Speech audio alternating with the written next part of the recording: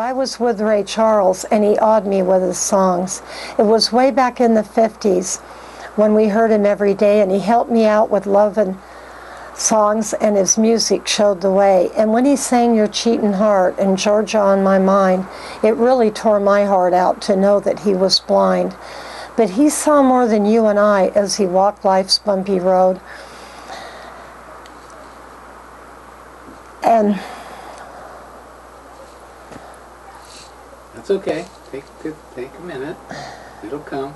Yeah.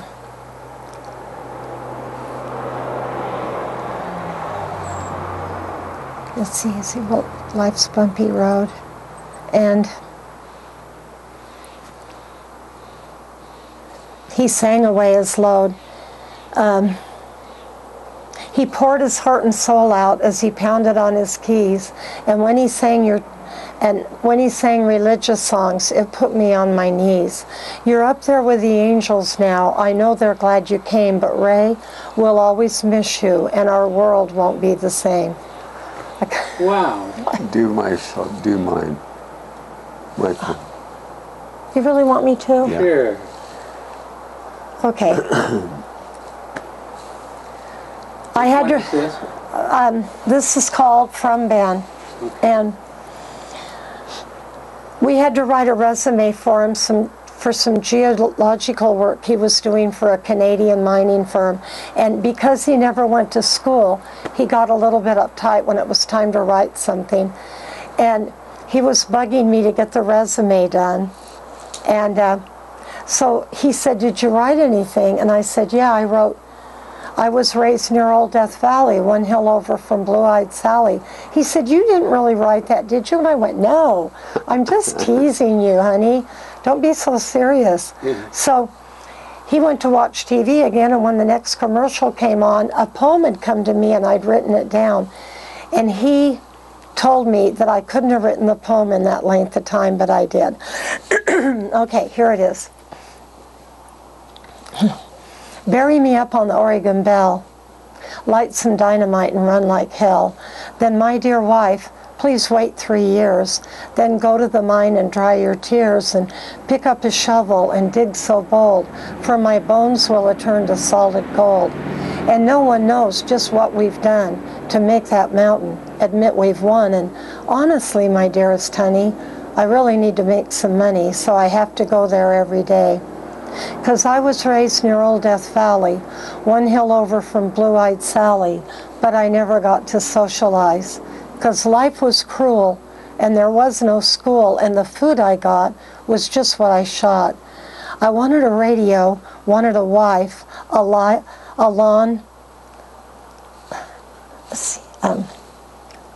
a wife, a lawn, and some bona fide friends. But I got kids and pets and bills and hardly ever any frills. Now I got me a bulldog, a brand new truck, a wonderful wife, and lots of good luck.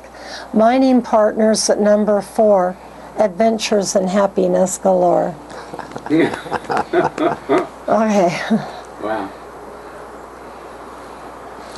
That's it. That's it. Well, that's wonderful. Yeah. Well, I kind of goofed up on that Ray Charles poem. And then when the movie came out, I had given Butch a copy of the poem. And he jumped up after the movie. We all went together. And he said, "They should have had your poem on the screen right before the movie." Yeah. Well, you know, you guys have come a long way. 1959, raised a family. Many other people have stayed here through your lives. Yep, it's gone by in the blink of an eye. Looking back on it, if there was a moment you would want to relive, just one, what would that be? Oh my goodness. Oh, that's a tough one. That's a Wow. very tough one. Well, heck, for me, it was my 70th birthday when 25 women put on a surprise party for me at the Red Lobster. But for he and I... You'd like to relive that yeah, one over. yeah, that was a biggie in my life. But for he and I together, God, what would be an ultimate moment? Oh, there's been so many good ones. anniversaries, like our 50th. Yeah? We're 50. We've been married 53 years, but we fell in love in 55. So Yeah. it's been more than that. It's been very good. Birth Yeah. of a child, Oh well, yeah, all those were, amazing, huh? yeah. And the birth of, we've got many, many, many grandchildren and great grandchildren. How many grandchildren do you have? We have, let's see, 16 grandchildren, 11 great grandchildren, and 3 great great grandchildren. Yeah, we did go forth and multiply. One thing Ben left out of his story that I should mention that I noticed when I saw it was when 2 days after he got back from the desert and his mother took him to the Hollywood Temple, and that was a very, very poignant moment.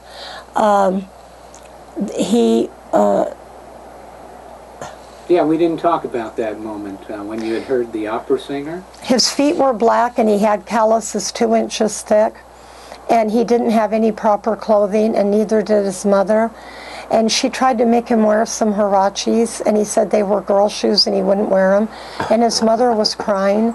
And by the time they jumped on the streetcar and got to the Hollywood Temple, her eyes were still red. She was still upset. And Yogananda was already up in the front speaking, and he saw him come in.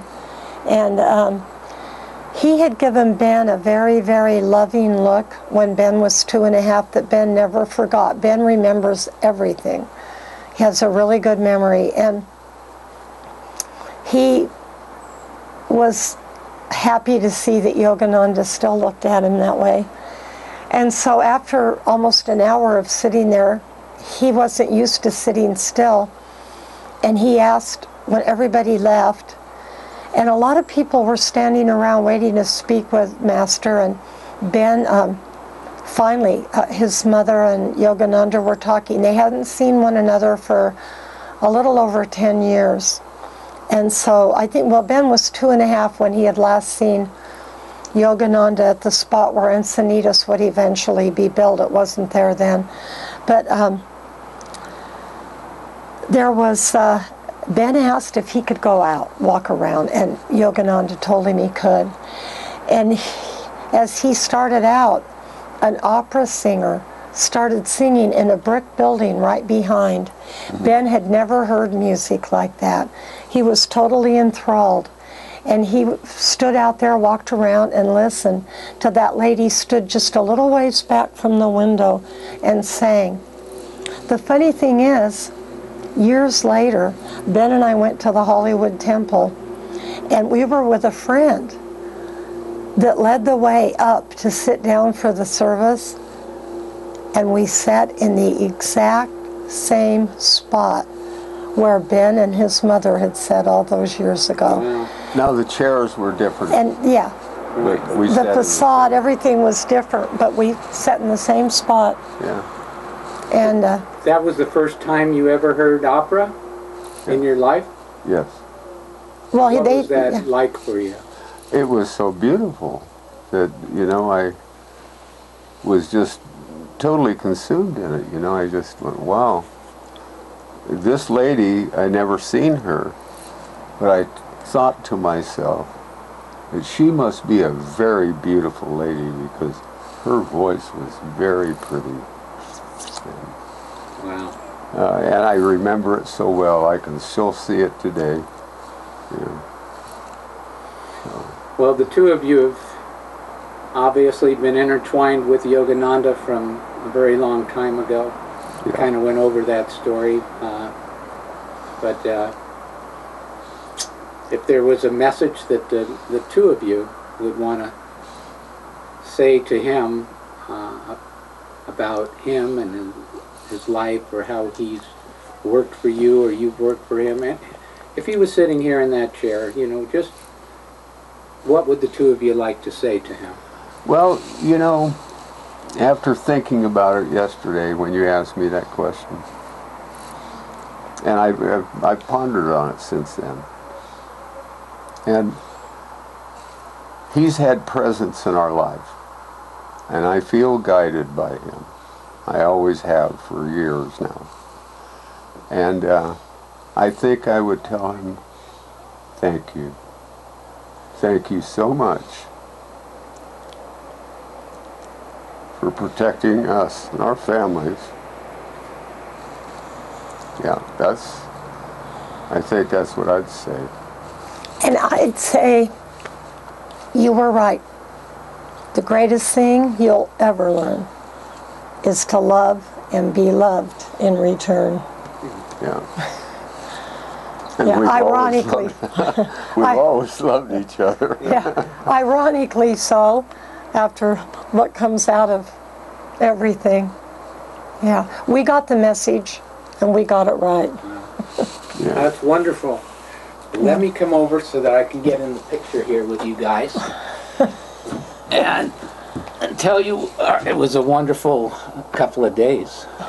Thank you. Well, thank you, and you've been so welcome here, and always will be. Well, thank you. Yeah. It's like new family. What can I say? You know. So, Well, thank you. Well, we love you, Robert. well, we love you too. I love you too, and hopefully one day, you know, Marianne will come with me, and we'll come up and That would be great. spend You a little bet. more time together. We certainly hope so. So, thank you guys again. Thank you. And we drop everything, as much as we can drop everything on this place. Yeah. As much as we can. Yeah.